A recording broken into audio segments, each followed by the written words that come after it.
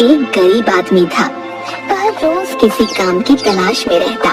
कहीं कोई काम दे तो ठीक, नहीं तो पास के जंगल से कभी लकड़ियां बटोरकर, फल फूल तोड़कर या कोई बूटी ढूंढकर बेच देता था। बस किसी प्रकार वह अपने परिवार को पाल रहा था। एक दिन की बात है, वह कई लोगों के पास काम के लिए गया, पर किसी ने कोई काम न दिया। उसे बहुत भूख लगी थी, तो वह पास के मंदिर चला गया। पुजारी जी को उसकी दशा पता थी। आओ आओ महावीर, आज कैसे आना हुआ? पुजारी जी, आज मुझे कोई काम नहीं मिला।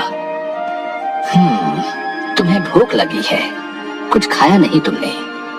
महावीर पुजारी को देखता रहता है, कुछ कहता नहीं।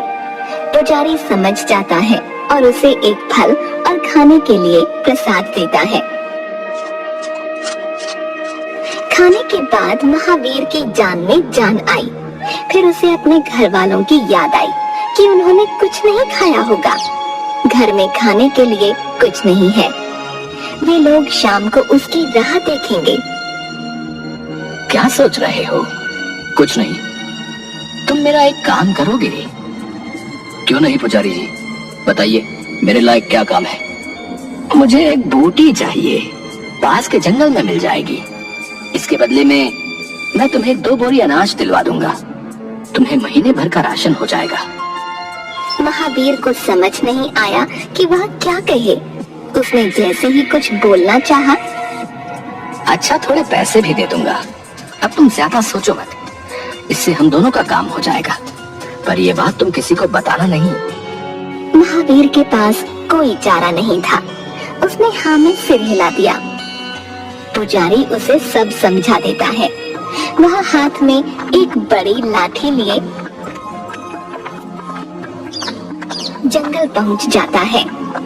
बूटी के लिए वह जंगल में दूर तक चला गया, पर उसे पहाड़ी नहीं मिली जो पुजारी ने बताई थी। तभी उसे एक पहाड़ी दिखती है। शायद ये वही पहाड़ी हो जो पुजारी जी ने बताई थी। चलकर देखता हूँ। वह पहाड़ी पर चढ़ जाता है। उसे वहाँ बूटी मिल जाती है। शुक्रिया भगवान, बूटी मिल गई। अब मैं जल्दी यहाँ से जाता हूँ। महावीर बूटी लेकर जाने लगता है। तभी उसे एक आवाज सुनाई देती है। वह उसे अनसुना कर आगे बढ़ता है। उसे फिर वही आवाज आती है। अरे, ये तो किसी के रोने की आवाज है। लगता है कोई मुसीबत में है। महावीर आवाज का पीछा करते हुए पहाड़ी के बिल्कुल बीचों बीच पहुंच जाता है। जैसे ही वह अगला कदम बढ़ाता है, चारों ओर अंधेरा छा जाता है। वह खुद को पहाड़ी की जमीन के नीचे पाता है। अरे, ये क्या हो गया? मैं यहाँ कैसे आया? कहते हुए अपने हाथ पांव हिलाकर चेक करता है कि उसे चोट तो नहीं लगी।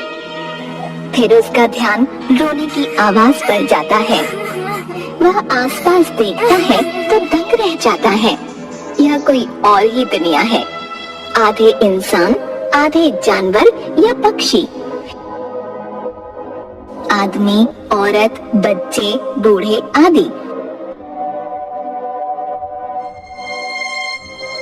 ऐसा ही जानवर रूपी एक बच्चा जोर जोर से रो रहा था।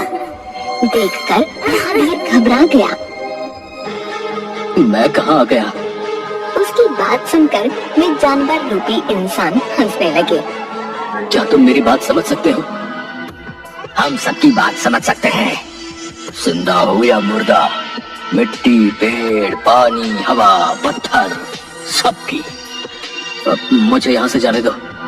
जाओ जाओ, हमने थोड़ी तुम्हें बुलाया था। तुम खुद आए थे, खुद ही जाओ। यहाँ से जाने का कोई रास्ता तो बताओ। सब हंसने लगते हैं। हमें नहीं पता। महावीर सोचता है कि वह कहाँ फंस गया।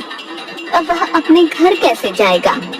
इतने में रोने वाले बच्चे, खरगोश जैसा दिखने वाला की आवाज तेज हो गई।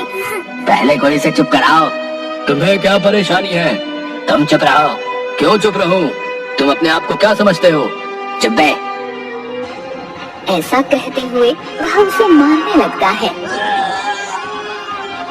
दोनों की भयंकर हाथापाई हो जाती है। पहले नाखूनों पंजों की वार से दोनों लहूलुहान हो जाते हैं। दोनों को बहुत चोट आती है। अरे कोई रोको तो इन्हें, नहीं तो एक दूसरे को मार डालेंगे। बस करो तुम दोनों। उसके ऐसा कहते ही दोनों लड़ना बंद कर देते हैं। अभी हमें झगड़ा बंद करके शाप से मुक्त होने के बारे में सोचना है। ठीक से बताओ क्या कहना चाहते हो। वे सभी पहले इंसान थे और एक गांव में रहते थे। ये सभी लोग हमेशा एक दूसरे को तंग करते रहते। लड़ाई झगड़ा ठगबाजी तो रोज का काम था। स्वार्थ लालच जलन का तो क्या कहना। एक बार हमारे गांव में एक सिद्ध महात्मा जी आए। हम सब ने उनका बहुत अपमान किया। उन्होंने गुस्से में हमें शाप दे दिया कि हम सब अपने अपने कर्म के हिसाब से जानवर बन जाएं।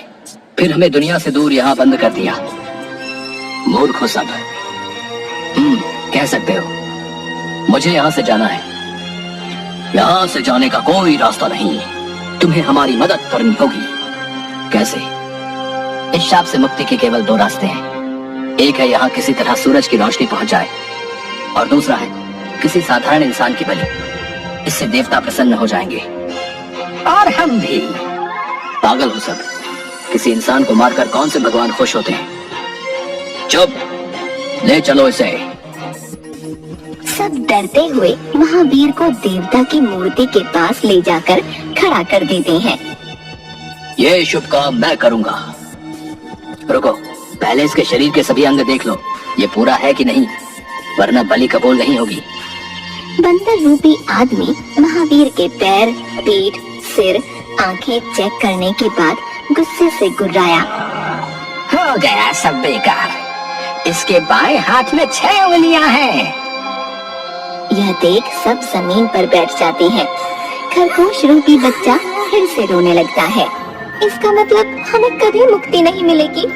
सूरज की रोशनी तो यहाँ कभी नहीं आ सकती। और वह भी रोने लग जाती है। मुझे जाना है। जाओ, अब तुम्हारा यहाँ कोई काम नहीं। पर एक बात याद रखना, हमारा भेद तुम्हारे सिवाय किसी को पता न चले, वरना तुम्हारे साथ क्या होगा हम नहीं जानते। कोई रास्ता? हमें नहीं पता। पता होता तो क्या हमारी ये हालत होती। महावीर चलकर पूरी गुफा को हाथ लगा लगा कर ध्यान से देखता है। अचानक एक स्थान पर हाथ लगाते ही गुफा में अंधेरा छा जाता है और महावीर स्वयं को पहाड़ी की उसी जगह खड़ा पाता है जहाँ से वह गायब हुआ था। हे भगवान, क्या मैं कोई सपना देख रहा था?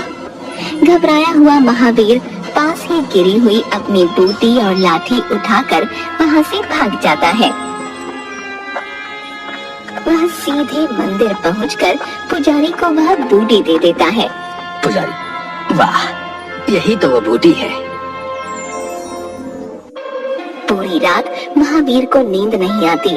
बार बार वही रोने की आवाज उसके कानों में गूंज रही थी। तंग होकर वह आधी रात को बैठ जाता है। उसके मन से आवाज आती है कि अगर तू उनकी मदद नहीं करेगा तो कौन करेगा। वे मूर्ख उस गुफा में लड़ लड़ कर एक दूसरे को ही दुखी करते रहेंगे। अगले दिन पुजारी महावीर को कुछ रुपए और 2 बोरी अनाज देता है। महावीर वह सब अपने घर वालों को देकर कहता है कि वह कुछ दिनों के लिए काम से बाहर जा रहा है। उसके वापस आने तक वे सब अपना ध्यान रखें। कुल्हाड़ी, कुदाल आदि औजार लेकर जंगल की ओर वह निकल पड़ता है। पहाड़ी के ऊपर वह उसी जगह पहुंचता है जहां से वह गायब हुआ था। उसने अगला कदम बढ़ाने से पहले सारे औजार अपने शरीर से बांध लिए। जैसे ही उसने आगे कदम बढ़ाया, चारों ओर अंधेरा छा गया और वह फिर से इन जानवर रूपी इंसानों के बीच पहुंच गया। तुम फिर से यहाँ क्यों आए हो? तुमने हमारा भेद किसी को बताया तो नहीं? नहीं, मैं यहाँ तुम्हारी मदद करने आया हूँ। अब तुम हमारे किसी काम के नहीं, वरना हम क्या पागल हैं जो तुम्हें जाने देते। शाप से मुक्त होने का दूसरा उपाय भी है। कभी सोचा है उसके बारे में? हम इतने भी मूर्ख नहीं हैं। कोशिश कर चुके हैं, एक पत्थर तक नहीं टूटा। मैं पूरी कोशिश करूंगा। करने दो इसे जो करना चाहता है। महावीर कई दिनों तक छत को तोड़ने की कोशिश करता है। बाकी लोग भी उसकी मदद करते हैं। बड़ी मुश्किल से वह एक गड्ढा करने में सफल हो जाता है। गड्ढे से सूरज की किरणों के अंदर आने पर महावीर का चेहरा खिल जाता है, पर बाकियों के चेहरे पर उदासी थी। देखो देखो धूप आ रही है। कहाँ है धूप? महावीर समझ गया कि केवल वही धूप को देख सकता है और कोई नहीं। वह उस गड्ढे से निकलकर पहाड़ी के ऊपर पहुंच जाता है, पर बाकी जानवर रूपी लोगों को कुछ दिखाई नहीं देता। उन्हें लगा कि महावीर अचानक गायब हो गया। ये अचानक कहाँ गायब हो गया? महावीर पहाड़ी के ऊपर खड़ा सोचता है कि वह अब क्या करे। कुछ समझ नहीं आ रहा। वह सोचता है कि इस बार वह यहीं से खुदाई करेगा। पहाड़ी का मुआयना करते करते वह बूटी वाले छोटे पेड़ के पास पहुंचा। जमीन कच्ची होने से वह वहीं खोदना शुरू कर देता है। थोड़ी देर बाद एक बड़े पत्थर के टुकड़े के गिरते ही नीचे से खुशी से चिल्लाती हुई आवाजें आती हैं। धूप आ गई, धूप आ गई। महावीर ने ध्यान से देखा। धूप सीधे नहीं बल्कि बूटी वाले पेड़ से छनते हुए नीचे जा रही थी।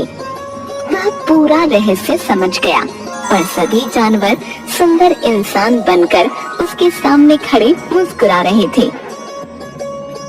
हमें शाप से मुक्त करवाने के लिए धन्यवाद दोस्त। आपके इस उपकार के बदले हम कुछ नहीं दे सकते। एक पत्थर का टुकड़ा देते हुए, इसे रख लो भैया। हम चाहते हैं कि आप इसे रख लें, यह आपके कुछ काम जरूर आएगा। और वे सब वहाँ से एक नए और सुंदर जीवन की शुरुआत करने के लिए चले जाते हैं। महावीर भी अपने घर आ जाता है। महावीर ध्यान से देखता है। वह साधारण पत्थर नहीं, हीरा था। उसे बेचकर मिले रुपयों से वह अपने काम करने लगता है और उसकी गरीबी दूर हो जाती है। तो दोस्तों, ऐसी ही अनोखी और रसभरी कहानियाँ देखने के लिए हमारे चैनल को सब्सक्राइब करें।